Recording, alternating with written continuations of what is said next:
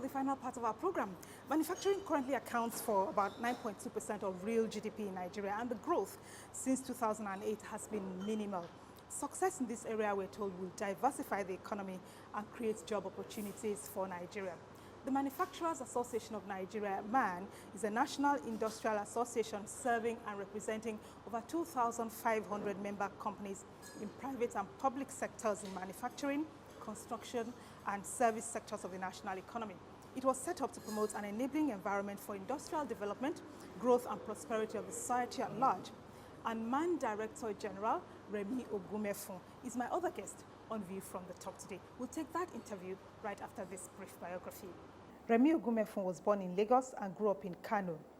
He got his LLB from the University of Ife in 1980 and an MBA in Strategic Management from the Columbia Business School, Columbia University in New York. Mr. Ogunmefun started his career as a business law practitioner and became company secretary and legal advisor of Universal Trust Bank in 1988. He became Director General Manufacturers Association of Nigeria in 2013. Remi Ogunmefun is a fellow, Institute of Strategic Management of Nigeria.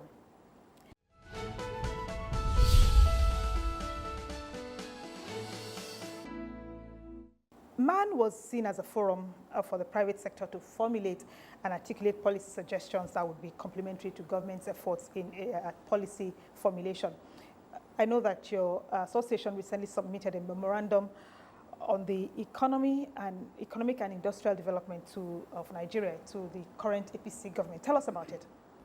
Yeah, we submitted what are ideas of what the economy should look like to government, particularly from the manufacturing side. Some of those issues that we raised with government are things that we have raised over the years, particularly on infrastructure. They need to develop our infrastructure and also to make manufacturing, cost of doing business in manufacturing a little bit less burdensome to those who are in that sector. Other areas also has to do with finances. How do we finance manufacturing? Today, the average cost of funds is about 22.5% to Nigerian manufacturers. There is no way, I know that sector very well, that you can come out doing very well at that cost of fund. Still talking about formulation of policies, is MAN often carried along in the formulation of these policies? I ask because the automotive policy readily comes to my mind here. Some stakeholders I've spoken to say their inputs were not sought before they were presented with a fait accompli on the automotive policy, on the domestic production of vehicles. Was that policy, for example, well thought through? Yeah, the automotive policy, to me, it's a good policy. Any policy that will make us produce in this country, produce our own products, it's a very good policy. Government generally involve Nigerian manufacturers in policy formulation. And that is why we are represented on many boards of government where issues of manufacturing are discussed. The automotive policy, we were consulted. We knew about it. And we also have a MAN representative on the Automotive Council, Nigeria Automotive Council. The CBN says its new foreign exchange policy presents an opportunity for local investors to seek out capital and strategic alliances to exploit the import substitution opportunities presented by this policy. But MAN has been, some members of MAN have been kicking against the policy. What are your concerns? The policy itself is a good policy. What the governor of Central Bank did is a good policy. The only problem that we have with it is that before the policy came out, you should have consulted. So that's one policy on which you were not consulted? Yes, you should have consulted us. And I believe if he had consulted us, we would have been able to give him more ideas. More ideas or give suggestions on how to go about it in a way that it will not affect the manufacturing sector. That list only mentioned items that are not available for foreign exchange. But behind that list are issues that you need to break down. So what we did was to break it down into tariff lines, okay? And we found out that it has affected over 651 tariff lines. thereabouts, if I'm accurate on that, about 65. 95 of those tariff lines are basic raw materials. Out of those 41 ban items are basic raw materials. These are items that are required to power our industries. The implication of that is that if those items are not available, the factories will run out of raw materials and they will shut down. My view is that the government and central bank should still revisit the 41 items, look at those items that are very, very critical in terms of the tariff lines that we have identified, that are very, very critical. Identified and communicated. Yes, communicated. And communicated. So he needs to look at it. Let's talk about it. We can always find a common ground, and then we'll be able to solve the problem. Safe to say that tax is the price that we pay to live in a civilized society. But manufacturers are always complaining about what they call unfair tax regimes. What exactly are the issues? There's multiple taxation. I can tell you that as an operator in this industry, this manufacturing sector. We have tried over the past, sending papers to the National Assembly, also to the Federal Executive Council, that we need to harmonize taxes that people pay in this country. Everyone must pay tax. Man supports people paying tax, but it cannot be multiple tax. You pay the same tax every day. What we have been talking about all along is that we need to have a tax regime in Nigeria that identifies tax to be paid by each person, especially each person, and also in terms of the tiers of government, what do you collect? That is one area that we need to look at. Let's have a system that we all understand your obligations to government.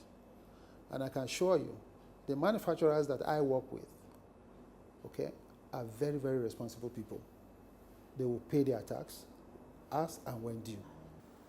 The EU-ECOWAS Economic Partnership Agreement is still in the works, but there are a lot of discussions on it already, different views. How would this impact the manufacturing sector? It's not an economic partnership. It's something between unequals. If you go to Europe today, they have good infrastructures. They've been there for years, okay? And they don't grapple with what we grapple in Nigeria. How can we have an agreement, equal agreement, between West Africa and such an economy? I don't think it is right. You can only have that agreement by the time we have developed our own infrastructure to be able to compete favorably with them. That is when you can have an EPA. In fact, we don't support EPA. It's an issue that you have written to government about. We've taken up at various levels. If we allow EPA into this country, or we allow it, we sign it at all, I can tell you, without any iota of doubt, that Nigerian industries in the next, within 2, 3, 4 years will collapse. We should not support it. As you pointed out, the industrial sector is known to create the highest number of employment opportunities, and by extension is the most effective vehicle for poverty alleviation, among other things, and inclusive. But do you reckon that this fact is clearly understood by all? Yes, I attend a lot of fora, in government circles, seminars, workshops, roundtables, where we talk about the economy generally, and also talk about jobs. How do we create jobs for our people? Now, if we want to create jobs in Nigeria, where do we go? We have to go to the productive sector. That is the real sector, manufacturing and agriculture. I give you a very simple analysis. For instance,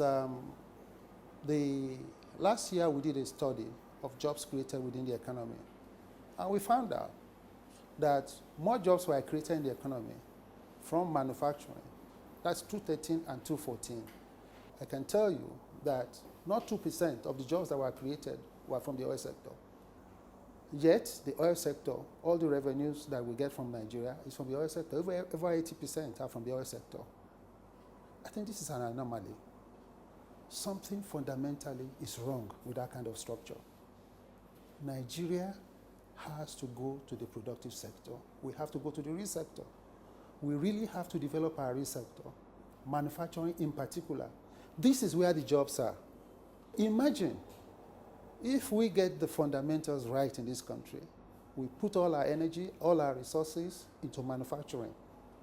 A lot of jobs will be created in this country. All these young boys, young men and women that are looking for jobs that are not there, will have a job. Will have a job. So my dream is that we develop our manufacturing industry. If we can do it, most of these job problems that we have, lack of job unemployment, will disappear. Will disappear over time. Mr. Remi Ogunmefun, we thank you for your time. Thank you so much for coming. I really appreciate your time. And that's my program. Thank you for watching. Please join us next time when View from the Top returns. But between now and then, let's continue our conversation online at channelstv.com, and do tweet me your thoughts on our guests today at Modele SY. I look forward to seeing you again soon.